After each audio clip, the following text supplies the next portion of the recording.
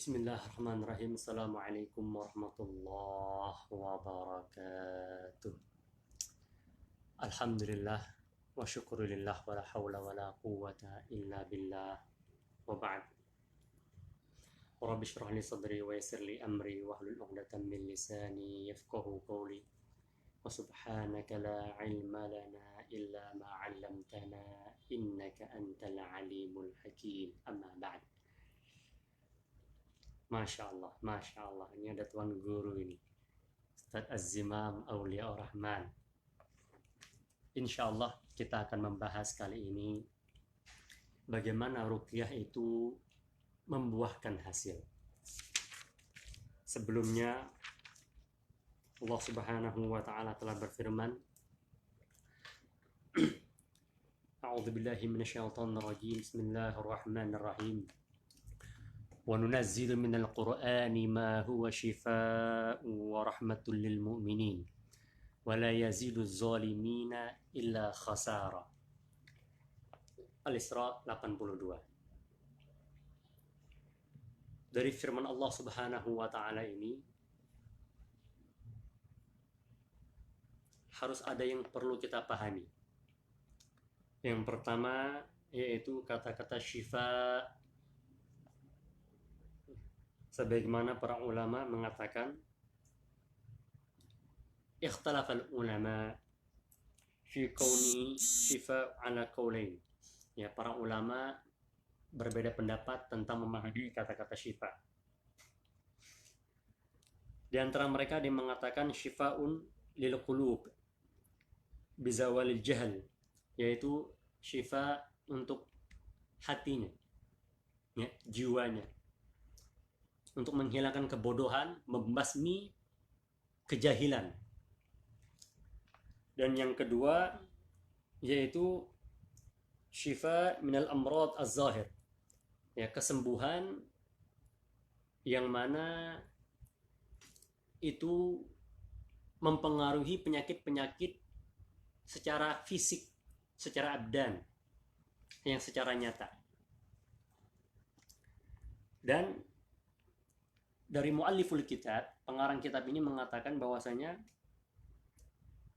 sesungguhnya kata-kata syifa itu adalah kedua-duanya, baik yang secara, ya, dalam arti kata gangguan-gangguan jin, dan juga penyakit yang itu dirasakan secara fisik. Itu sangatlah cocok dan pantas untuk diruqyah.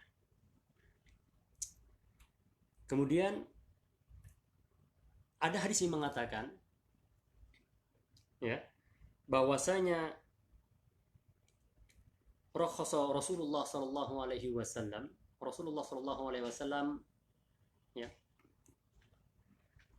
menyarankan agar seseorang ataupun kata-kata ruqyah itu dapat dilakukan pada penyakit al-ain ataupun al-hasad, kemudian al-humati, ya, al-humah, kemudian an-namlah. Apa itu al-humah dan namlah?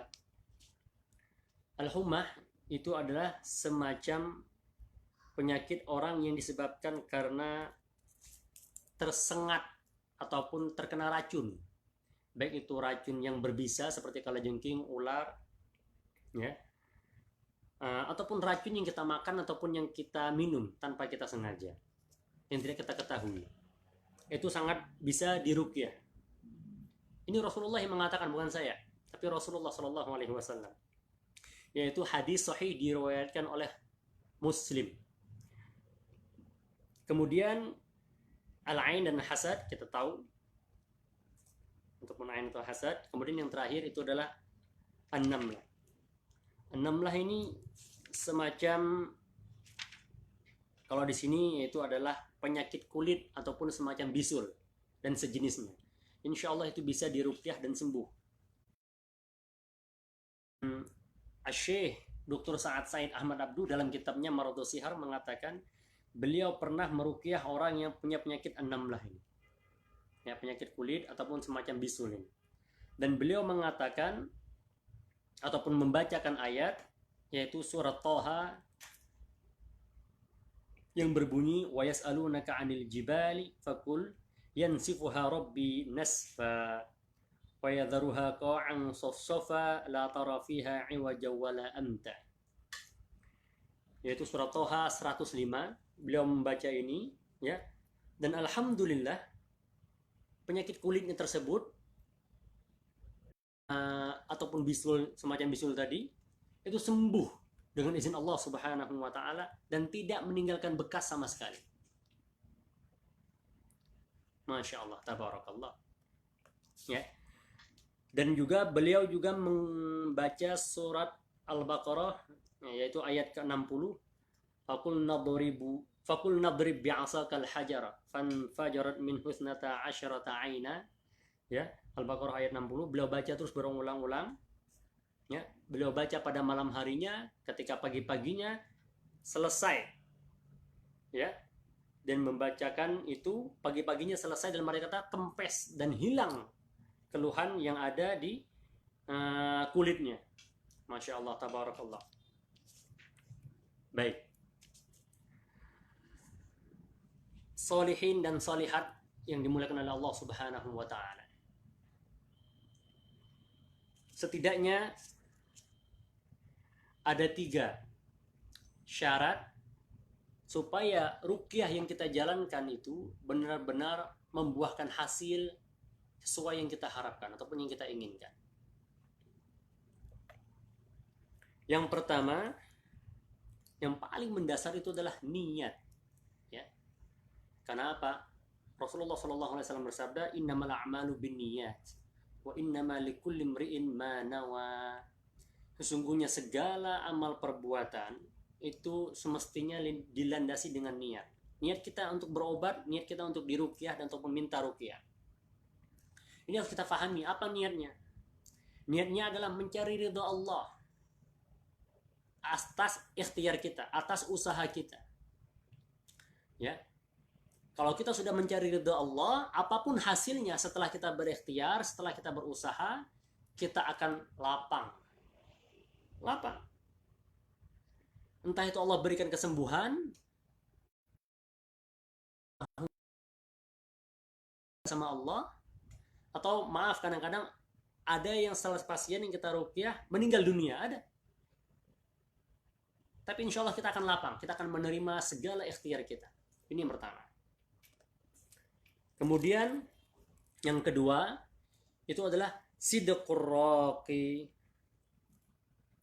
Ya, sidqur raqi. Apa itu sidqur raqi?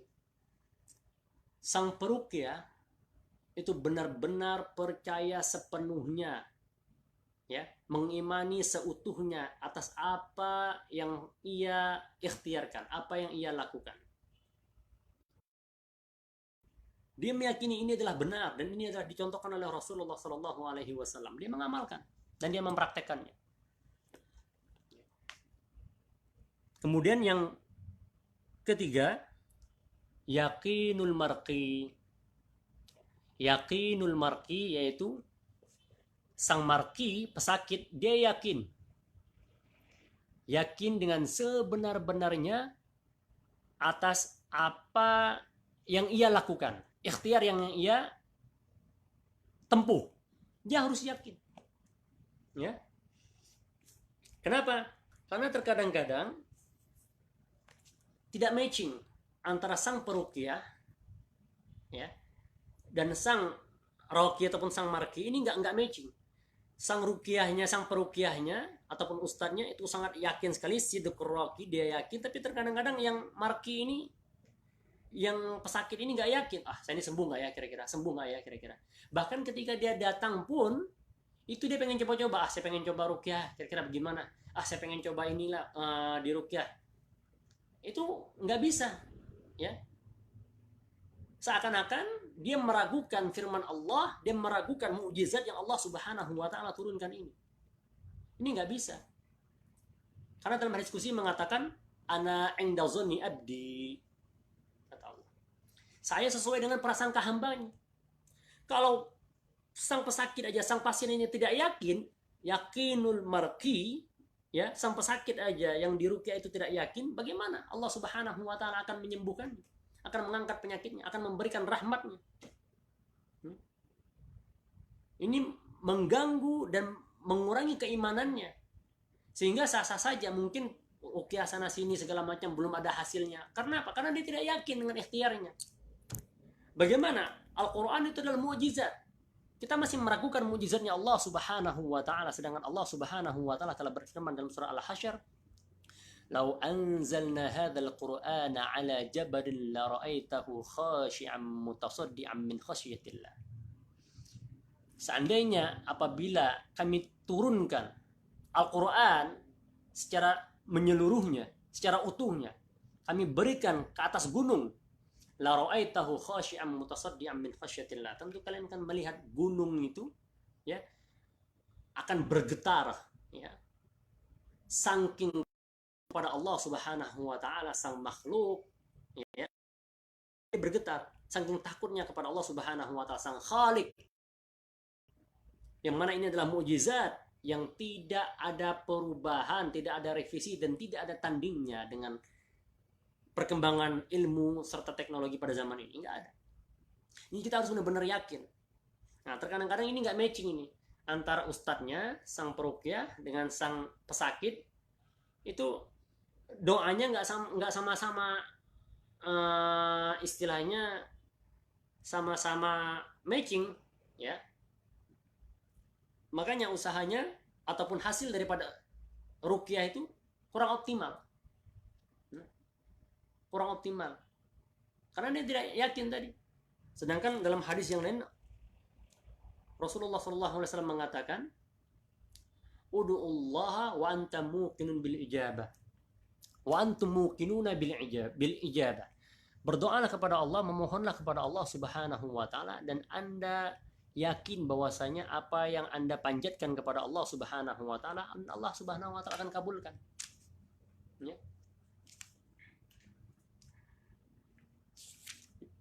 Kemudian kalau kita pengen coba-coba nih, saya pengen coba-coba, atau ya ikhtiarnya tidak yakin seutuhnya, jangan harap akan sembuh. Wallahi saya bilang jangan harap akan sembuh. Karena Al-Quran, karena ruqyah ini tidak untuk coba-coba. Mukjizat Allah Subhanahu wa taala ini bukan untuk coba-coba. Ya. Kita harus berharap sepenuhnya untuk mendapatkan barokah daripada ayat-ayat Al-Quran tadi, ya. Mukjizat yang Allah Subhanahu wa taala turunkan kepada Rasulullah sallallahu alaihi wasallam. Kita harus yakin bahwasanya firman Allah Subhanahu wa taala itu benar, syifa, ya, memberikan penawar, memberikan kesembuhan. Bahkan kata ulama Ibnu Utsaimin rahimahullah mengatakan, ya, la budda min amrayni. Kalau kita ingin mendapatkan manfaat ataupun efek daripada ruqyah itu tersebut, haruslah memenuhi dua unsur. Yang pertama, quwwatul yaqin fi hadha ad-da'i bi anna Allah ta'ala sawfa yashfi hadha al-marad bi hadhihi ruqyah. Kita harus yakin seutuhnya dengan doa yang kita panjatkan, Allah Subhanahu wa taala akan mengangkat penyakit yang kita derita. Dan yang kedua itu adalah qabulul marid. Ya, pesakitnya itu, si pasien itu mau ikhlas, ridho. Saya siap diruqyah. Yang penting saya mengharap ridho Allah, semoga dengan ikhtiar saya ini Allah Subhanahu wa taala berikan yang terbaik. Ya. Qabulul marid wa imanuhu bi annahu sayanfa, dan dia beriman kepada Allah Subhanahu wa taala, bukan beriman kepada ustadznya, kepada sang peruqyah. Ya, dia beriman kepada Allah Subhanahu wa taala wahdah bi annahu sayanfa. Usaha dia ini, ikhtiar dia ini dengan ruqyah akan memberikan manfaat. Kemudian Ibnu Utsaimin rahimahullah, amma idza kanatil mas'alah ala wajhi tajribah, apabila dia ingin sekedar coba-coba saja, saya pengen cobalah, siapa tahu sembuh, siapa tahu ya Allah hilangkan Ya, dia pengen coba-cobain. Apa kata beliau? Kata Syekh Utsaimin, fa inna dzalika la yanfa'u. Sesungguhnya hal tersebut tidak akan memberikan manfaat sedikit pun bagi dirinya, ya, li'annahu labudda minal yakin. Hendaklah dia harus benar-benar meyakini, mengimani annama fa'alahu an-nabiy sallallahu alaihi wasallam haqqa. Sesungguhnya apa yang dilakukan oleh Rasulullah Sallallahu Alaihi Wasallam dan dicontohkan langsung oleh Rasulullah Sallallahu Alaihi Wasallam itu adalah benar adanya. Ya. Jadi itulah diantara syarat-syarat yang harus dipenuhi, ya. Khalisun niyah, niat yang tulus, ikhlas, mengharap ridha Allah Subhanahu wa taala. Kemudian yaitu sidqur raqi, seorang peruqyah itu dia benar-benar yakin, ya, dan dia benar-benar seutuhnya wa ta'ala wal luju' ila Allah, dan yakin tersebut. Insya Allah akan mendapatkan dan berbuah hasil. Alal aqal, paling tidak orang yang setelah diruqyah itu pertama, ya, hasil daripada orang yang setelah diruqyah itu paling tidak pertama, yazidu imanuhu, akan bertambah keimanannya kepada Allah Subhanahu wa taala. Ya. Pasti akan bertambah. Ya. Kalau dia benar-benar memenuhi syarat tadi. Kemudian yang kedua, imannya akan bertambah. Yang kedua, ya, akan ada perubahan sebelum diruqyah dan setelah diruqyah. Paling tidak moodnya bertambah, moodnya bagus, positifnya bertambah, ya, merasa enteng badannya, ringan, ya, keluhan-keluhan yang diderita ataupun semacam penyakit-penyakit yang selama ini secara medis yang dia derita akan merasa lebih baik, ya. Dan insya Allah semoga kita semuanya masih tetap mengimankan Al-Quran sebagai syifaun, ya, warahmatun, ya, lil mu'minin. Syukran ala husni istima'ikum. Thumma assalamu alaikum warahmatullahi wabarakatuh.